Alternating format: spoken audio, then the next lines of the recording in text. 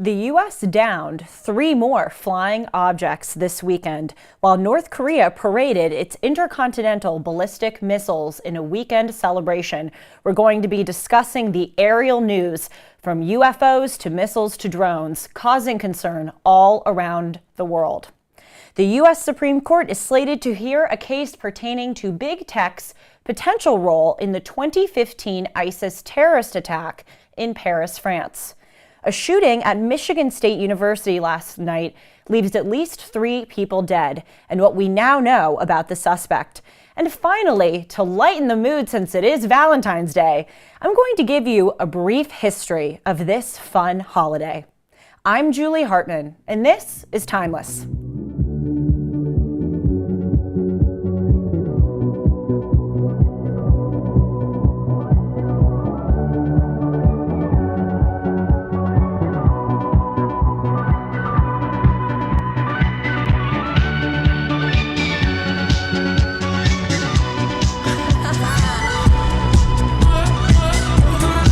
Hey friends, it is Tuesday, February 14th, 2023, aka Valentine's Day. I hope that you all are having a great day. You can see that I chose a dress for the occasion. You know, those of you who have been watching the show consistently know that I have some people who work here at the studio with me who have a lot of opinions about my wardrobe. Recently, I was wearing an orange dress and someone remarked that I looked like a pumpkin. Then I was wearing a bold, off-the-shoulder blue dress, and my producer, Sean, said that I looked like I was going to the prom. And then by the end of the show, when my hair looked a little rowdy, he said I looked like I had too much fun at the after party. So, Sean, how do you like the appearance today? You think it's good? Oh, he said he likes it, but it's the sweater that bothers him. I'm a little afraid to take off the sweater, actually, because I feel like my mic is somewhere taped. Should I not do it, Rick?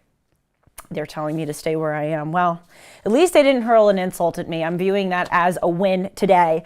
I encourage all 14 and a half of you who are watching to please like, comment, and subscribe to the YouTube channel if you will. And I encourage you also to please follow me at Julie R. Hartman.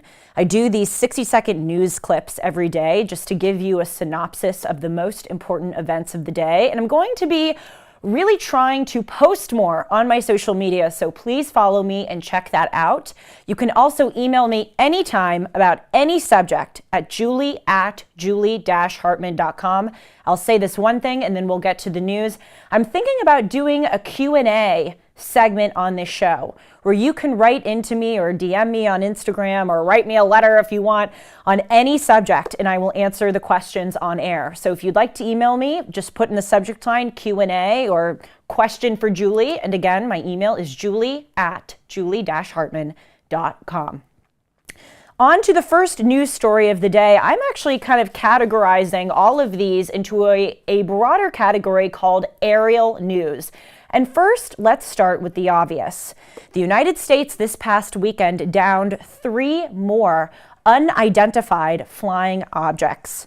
The first one was over Alaska on Friday. It was this circular disc that was flying at about 40,000 feet. Bam, we immediately shot it down. The second one was on Saturday over Canada's Yukon territory, which is actually on the far upper left side of the map, just above Alaska. That object was the size of a small car, apparently, also hovering at 40,000 feet, which we shot down. And then finally, there was another over Lake Huron in Michigan that was an octagonal object hovering at 20,000 feet.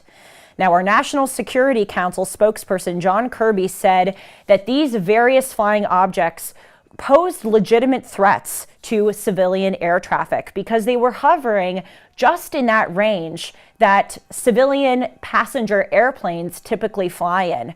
The planes that we all go on to travel around the world or around the country fly at about 30,000 feet. So John Kirby was right that these were right in that airspace. Now, what made that balloon about a week and a half ago, that Chinese balloon that traversed over the United States and Canada, so bizarre, A, was the fact that it was a balloon, and B was the fact that it was actually really far up in the sky.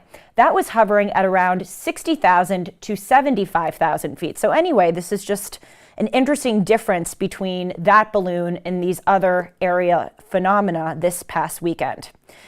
Also, interestingly, over the weekend, the Japanese government came out with a statement that they actually spotted a few balloons in their airspace over the past few years. They said some balloons were spotted in northern Japan in 2020 and in 2021. And as recently as January of 2022, there was one spotted over a southern Japanese island. They didn't say if they knew if these were Chinese air balloons, but what else could they really be? It fits all of the criteria for the most recent balloon that we saw. And as I reported last week, shortly after we shot the Chinese balloon down over Myrtle Beach in South Carolina on February 4th, there was a second Chinese balloon that traversed over Latin America. It was first spotted over Costa Rica, and then it was spotted over Colombia. And the Chinese government has said that these are just weather balloons or civilian research balloons or balloons that veered off course. But that seems a little bit like a head scratcher to us because we know that the Chinese are so strategic that they don't really do anything by accident.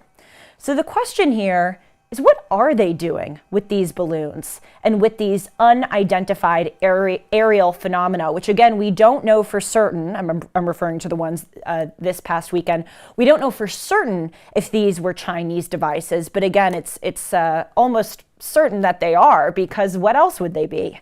So what are these devices? Are they an attempt for China to spy on us? Perhaps. But as I've mentioned on this program, they have these enormous spy satellites that can essentially read the lettering on a golf ball. They are so technologically advanced and precise. So why would the Chinese need a balloon to spy on something that their satellites have far superior capabilities to do? Probably wasn't for spying.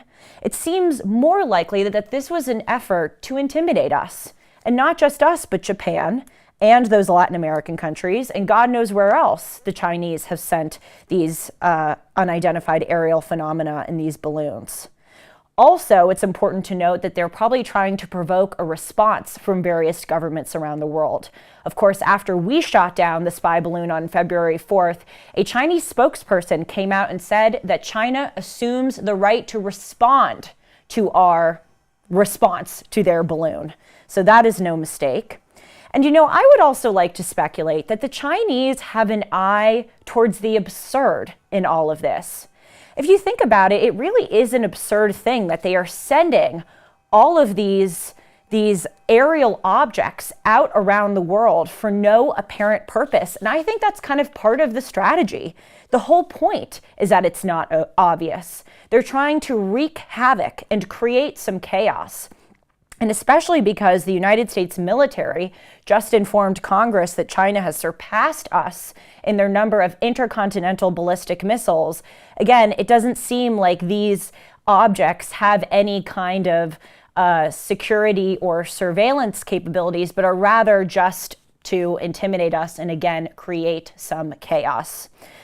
Now, China is not the only one with concerning aerial phenomena in the news recently. North Korea, just 3 days ago, conducted this really vast military parade where it unveiled its latest intercontinental ballistic missiles, some of which have the capacity to reach the United States. North Korean dictator Kim Jong-un and his daughter and his wife, of course, were present at this military parade where there were fireworks, soldiers who were meticulously assembled in these perfect lines, and there were these big objects, this big red star, which of course resembles the red star on the North Korean flag, that had 2023 on it. I have some video here of the footage. Let's look at it. Kim Jong-un, dictator and family man, brought his daughter and wife to the military parade, which featured more intercontinental ballistic missiles than ever before, designed to reach U.S. targets. God, isn't that creepy? And not only are they designed to reach United States targets, but also, as we know, in November of 2022, North Korea tested some of these intercontinental ballistic missiles and in fact flew some of them over Japan. which caused most of the country to go under lockdown for about a day. Now, while North Korea is congratulating itself over its new intercontinental ballistic missiles, Iran is also creating these aerial weapons. They have sent 2,400 drones to Russia to help Russia prevail in the war against Ukraine. And just about a week ago, Iran signed another agreement to manufacture at least 6,000 more drones at a facility in Yelabuga, Russia. It's also important to note that Iran set up a drone factory in the Russian allied nation and former Soviet Socialist Republic of Tajikistan in May of 2022. And Russia itself actually has come out and said that it is more likely to use nuclear weapons in the near future should there be a provocation. The former CIA director, David Petraeus, came out with this statement a few weeks ago where he said, quote, "It is an open question as to whether Ukraine can retake Crimea."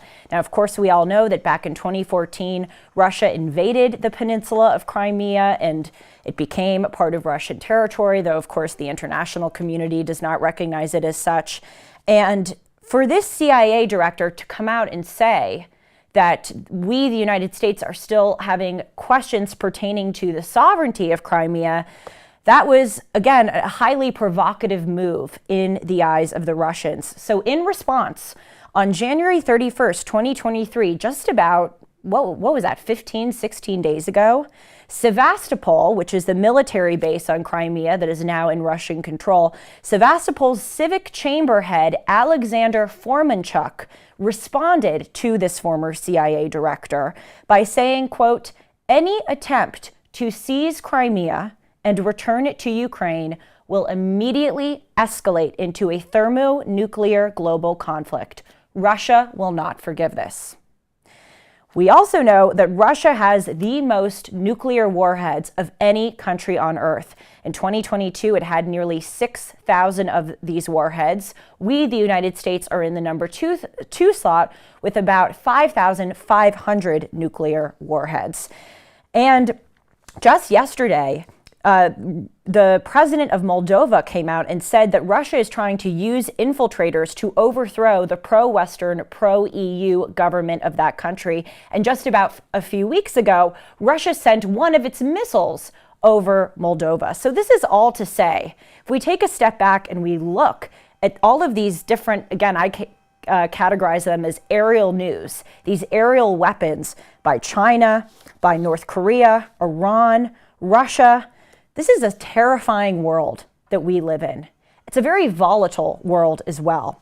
And what's especially fascinating about it is how much it has changed in just the past 3 decades. After World War II, for the second half of the 20th century during the Cold War, the world was bipolar. Now, of course, that may mean that the world was bipolar in the sense that it was sort of unexpected and you couldn't anticipate what might happen on a given day. But actually by bipolar, I mean that there were these two superpowers, that is the United States and the Soviet Union, that were really vying for world control and were sort of the only two powers in town. Of course, we, the United States, had our own Western countries that were aligned with us, and the Soviet Union, in addition to its own multinational territory, had 14 other Soviet socialist republics, and it had control over these Eastern European satellite Soviet puppet states such as Poland, Hungary, East Germany, Czechoslovakia, Romania, and Bulgaria. Not to mention that it also invaded in countries like Afghanistan, which there was a war in, of course, from 1979 to 1989. The Soviet Union also had a lot of control over countries in Latin America. That's just to say, again, there were these two competing powers in this bipolar world up until 1991. Then, in 1991, the Soviet Union disintegrated, and for about the next 20 years, it was a unipolar world, meaning that there was really only one dominant superpower, and that, of course, was us, the United States. In fact, many historians, such as Francis Fukuyama, predicted that this would sort of be the modus operandi, the status quo of world affairs for this foreseeable future. And Mr. Fukuyama, who I just mentioned, actually wrote a book called The End of History on this very subject. But he was wrong. Starting in about 2011 and up until today, we now live in a multipolar world. Meaning, as I just demonstrated to you, we have not just two dominant world powers, but many world powers that are vying for control and for domination. We have China, of course, which really used to, of course, be unified under a communist ideology, but now it's not really so much ideologically committed to communism. It's much more flexible, much more resourceful and ruthless.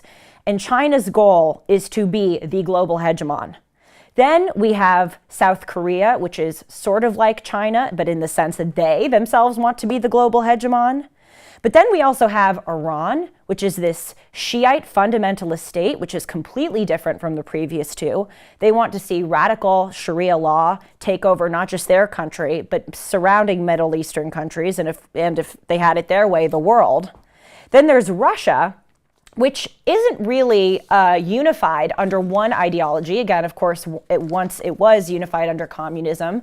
But now Russia is basically just a secular oligopoly that is trying to retake some of its glory that it enjoyed under the Russian Empire and under the Soviet Union. And then we also have the United States. So we have all of these powers that are so different, competing with one another for dominance.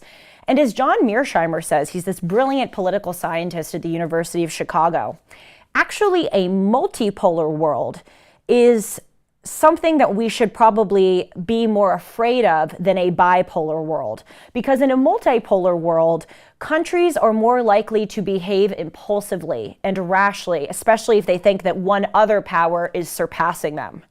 Now, I just gave you this summary, again, of this aerial news, these aerial weapons that our adversaries are developing. But let me give you a little bit of a primer on United States aerial news to see how we stack up against our adversaries. This past weekend at Los Angeles International Airport, a bus and an American Airlines jet actually crashed into each other as that jet was taxiing off the runway. Luckily, so far, at least as we know, no one has died, but 4 people are injured and in the hospital. There are also just new reports that a United flight back in December that was taking off from Maui and going to San Francisco, actually got so close to the Pacific Ocean that it nearly crashed into it. And at one point, this flight hovered about 775 feet above sea level. Also, earlier this month, there was a near collision, as I reported on, between a Southwest and a FedEx plane at Austin's Bergstrom International Airport. That FedEx plane was cleared to land, and that Southwest plane was cleared to take off on the runway. But luckily, the pilot of the FedEx plane spotted the Southwest plane and went back up into the air, avoiding a crisis. A few weeks before that, on January 11th, there was a near collision at JFK Airport in New York, where a Delta flight was about to take off and an American Airlines flight went right in front of it, again, nearly causing the planes to collide. And we all know that there was an FAA system shutdown at the end of December and in the beginning of January, where the NTAM, that's Notice to Air Mission System, that was of course aptly renamed that after previously being named the Notice to Air Men System, because apparently it is not PC to have men in the name, that system failed a few weeks ago because of a corrupt file. And although this does not pertain to aerial news, there was recently a train derailment in Norfolk in East Palestine, Ohio. And even Rep. Ilhan Omar has asked Secretary of Transportation Pete Buttigieg to answer some questions about the state of our transportation here in the United States. So this is all to say that this is the state of our aerial reach. And then you look at our adversaries and they seem to be much more on top of it. And this is the result of the wokeism that has infected every single institution in this country. I remember in college when I would speak with some of my peers about the corrosive woke ideas that, again, has seemed to infiltrate everywhere. Sometimes people would respond to me, well, what's the harm? What's the harm of bathrooms, for instance, being changed? Instead of signifying women and men, it's changed to a gender neutral or non-binary bathroom. What's the harm in that?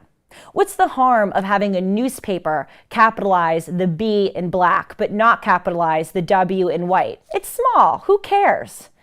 And the answer to that question is that we see here that it does matter. Because when we allow wokeism to spread and to infiltrate some areas, it goes and it infiltrates every area. And as we see here, our FAA system was renamed Notice to Air Mission from Notice to Airmen because that wasn't PC. And meanwhile, we have all of these planes that are about to crash into each other. We have all of these malfunctions and failures. And meanwhile, our adversaries are beating us. And this is 100%, again, as a result of the radical left-wing ideas that have taken over competence in the United States. Now, finally, on to some good news. On February 21st, in about a week from right now, the U.S. Supreme Court is going to hear a case pertaining to big tech that may have far-reaching radical implications for these companies. This is a case called Gonzalez versus Google, which specifically pertains to Section 230 of the 1996 Telecommunications Act. Now, this act has been in the news a lot recently as big tech has come more into the news. And what's important to know about this Section 230 is that it specifies that internet platforms cannot be, quote, treated as the publisher or speaker of information that users post on those platforms. So, for instance, if someone posts a false or derogatory or defamatory comment about someone or a restaurant, for instance, that person who made the post is liable for their words, not Instagram or Facebook or Google or YouTube or whoever is hosting the conversation. But in this case, coming to the Supreme Court, it is brought by the family of Nohemi Gonzalez, who was a 23-year-old American student who tragically was killed in 2015 by the ISIS terrorist attack in Paris, France. And her family is suing YouTube, which of course is a part of Google, and saying that YouTube aided ISIS because its algorithms recommended ISIS materials to users, which helped spread and legitimize ISIS's message. Google is countering, though, that not only does Section 230 of the 1996 Telecommunications Act absolve it of any liability or responsibility, but also they've said that there isn't any evidence that, quote, any Paris attackers saw any ISIS video, or that, quote, YouTube even played any role in bringing about the Paris attack. However, the reason why I started this news story by saying that this case coming to the Supreme Court could potentially be good news is that what hearing this case may do is raise questions about the way that YouTube and Google and other social media platforms use algorithms. For instance, do platforms have a right to put certain information higher up in people's feeds than others? Now, there's a legitimate argument that these companies are private companies, and so they can follow whatever rules they want.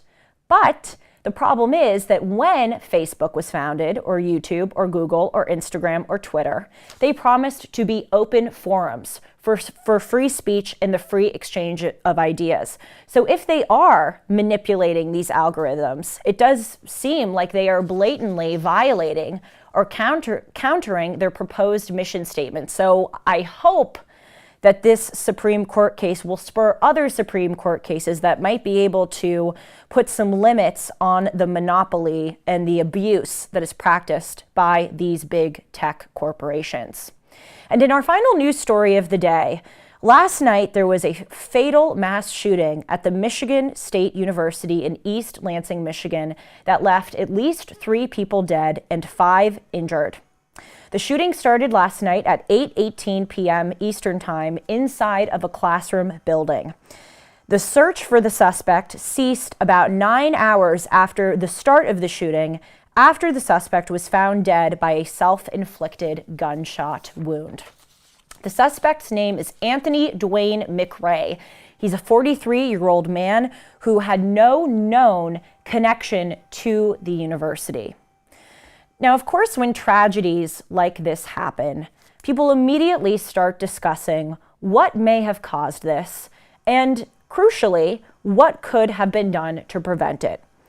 And the common things that get raised are how strong and stringent our background checks are, whether certain types of guns or rifles should be allowed to be legalized, and all of these questions, of course, are worthy of a discussion.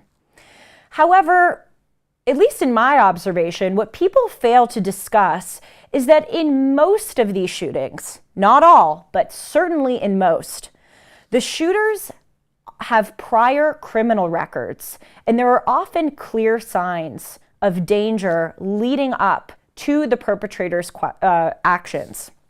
So in this case, even though it was just less than 24 hours ago, there has already been information that has come out about this shooter that raises questions about why he was able to obtain a gun and why people around him didn't, again, raise some questions or flag him to authorities. Mr. McRae was a convicted felon who was released from prison less than 2 years ago. His neighbors describe him as, quote, a hellraiser, and apparently almost every day he would go in his backyard and practice shooting at a target.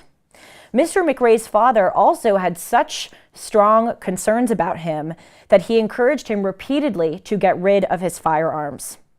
Mr. McRae was also charged in June 2019 with carrying a concealed pistol without a concealed carry permit, which is a felony charge that carries about a 5-year prison sentence. And he was also convicted of a second charge, possession of a loaded firearm in a vehicle, which he denied when authorities approached him and asked him if he was armed or if he had any arms near him. He said no, but then it was discovered that he did. And this is a misdemeanor felony. So again, we cannot have common sense gun legislation or conversation without also, alongside that, having common sense policing and arrest conversation and legislation. The gun is certainly the mechanism that kills in these situations, but we have to remember that there's a person behind that gun that pulls the trigger. And what we need to do is focus on how to handle that person, especially, as in this case, if that person has a criminal past. Now on to a much lighter subject. As I indicated in the introduction, I want to give you a brief history of today, Valentine's Day, how this holiday came about in the United States and why we all celebrate it. And you know, as I was preparing this segment, I was thinking wokesters should love this holiday because A, it has multicultural roots. It's very interesting. It's kind of an amalgam of different cultural practices and traditions. And B, it also comes from a story of persecution and overcoming prejudice. So let's start out with the name. Why do we call this Saint Valentine or Valentine's Day? I just gave it away. And it comes from the fact that it is named after Saint Valentine, who the Catholic Church recognizes as a saint.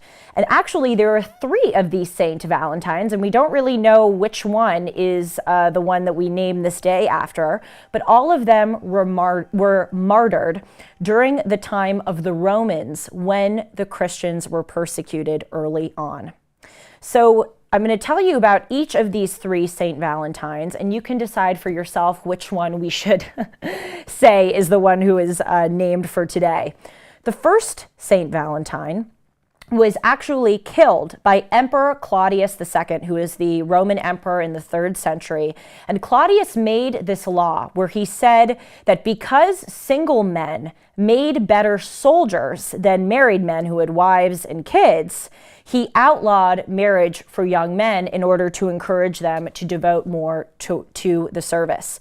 So this Saint Valentine, who again, of course, at the time wasn't a saint, but later was canonized in the Catholic Church, he thought that this decree by Emperor Constantine was unfair, and he performed marriages in secret among couples, and eventually, as I indicated, he was killed. So that's the first Saint Valentine. The second Saint Valentine was a bishop who was beheaded by Pope Claudius II in Rome for, being Christian. And the third Saint Valentine was killed for helping Christians escape Roman prisons. And Christians in these Roman prisons, before the Roman Empire became Christian itself, these Christians were brutally persecuted. They were beaten and tortured in these prisons. And in fact, this Saint Valentine apparently sent the first Valentine ever known to his prison guard's daughter, who he fell in love with. And he signed the letter saying, "From your Valentine." So that's the name. Again, it comes from a history of persecution of these three Saint Valentines. Now on to why we celebrate this holiday in the middle of February that is also rooted in persecution. The reason why it's celebrated on February 14th is to Christianize the pagan Roman holiday of Lupercalia. So what's interesting here is that early on in the Roman Empire, as I just said, Christians were persecuted. And then when Emperor Constantine decided to adopt Christianity as the official religion, then pagans were persecuted. And there was this grand effort to Christianize people.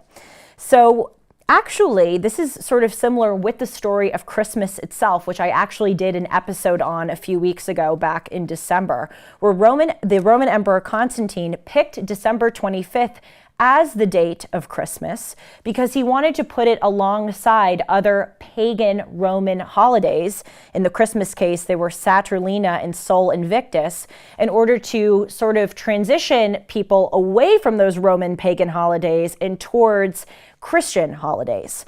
So this Lupercalia, which again was the pagan holiday that Valentine's Day replaced, was a fertility festival where the Roman god of agriculture and the founders of Rome, Romulus and Remus, were celebrated. What happened was that Roman leaders would gather around caves. And a cave is where Romulus and Remus were believed to have been raised in their early years by a she-wolf. And these Roman leaders during this festival would strip goat's fur, dip it in sacrificial blood, and slap women, as crazy as it sounds, with this goat hide. And doing this was believed to have made women more fertile. And then later in the day, after this first part of the festival was completed, in the town center, there would be a sort of raffle like custom where women would write their names down and put them into an urn, and then the single men, the bachelors of the town, would pull out a name of a woman, and that would be his lady for the rest of the year. So this is what Valentine's Day came to replace. But actually, a few centuries later, in the 5th century, this was for a time declared unchristian by the Pope at the time. And again, this is not dissimilar to the story of Christmas, where Oliver Cromwell, in the 17th century during the English Civil War, actually temporarily forbade people from celebrating Christmas because he thought that the way that people chose to celebrate, by getting drunk and going out in the streets and having a marvelous old time, was unchristian. And finally, the way that we celebrate Valentine's Day goes to this first part of the story that I think is so interesting. How Valentine's Day, like so many of our other holidays, is an amalgam of different cultures and traditions and practices. I told you about the oldest known Valentine in existence came from that Saint Valentine who sent the letter to his prison guard's daughter. The second oldest known Valentine in existence was actually a poem written by the French Duke of Orleans to his wife while he was imprisoned in the Tower of London during a battle. And there actually is still a copy of that poem written in 1415 in a museum in Britain today. Also, Cupid, which of course is a symbol that we all know on Valentine's Day, has roots in Greek mythology and was considered to be the Greek god of love, Eros. And finally, an American also contributed to the way that we celebrate Valentine's Day. Esther A. Howland was called the, quote, mother of Valentine's Day in the 1840s as she started to make these elaborate creations with ribbons and lace and colorful pictures that we know as cards. And actually, the company Hallmark took a lot of inspiration from Esther Howland's cards. And again, this is not dissimilar to Christmas. There were many different people from around the world who contributed to the way that we celebrate Christmas. Washington Irving was an American poet who in 1819 wrote this beautiful, magnificent poem about celebrating Christmas in an English manor house by a fire with friends and family and hot chocolate, and those informed some of the traditions that we embrace around Christmas time. Additionally, I bet you've heard of this name. The Englishman Charles Dickens wrote A Christmas Carol in the 1840s, which also contributed to the story of Christmas, specifically charity and giving back to those who are less fortunate. An Episcopal minister from New York named Clement Clark Moore wrote the work A Visit from St. Nicholas, where he depicted Santa Claus as a figure who flew around in a sleigh across the sky.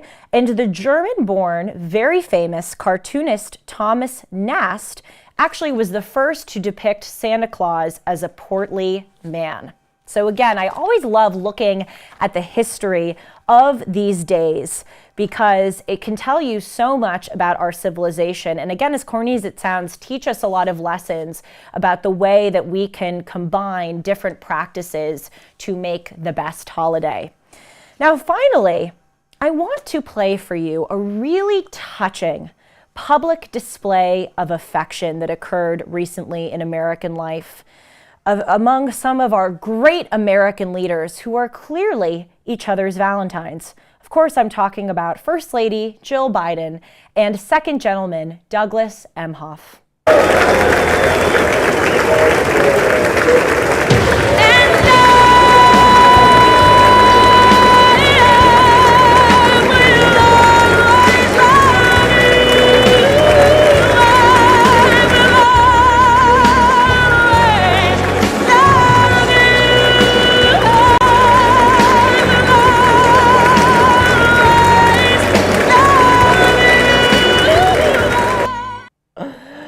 Oh my gosh, that was so weird. I'm very interested to hear what all of you think about it. When I saw it, I sat there stunned looking at the TV for a few minutes because, you know, sometimes stuff like that happens.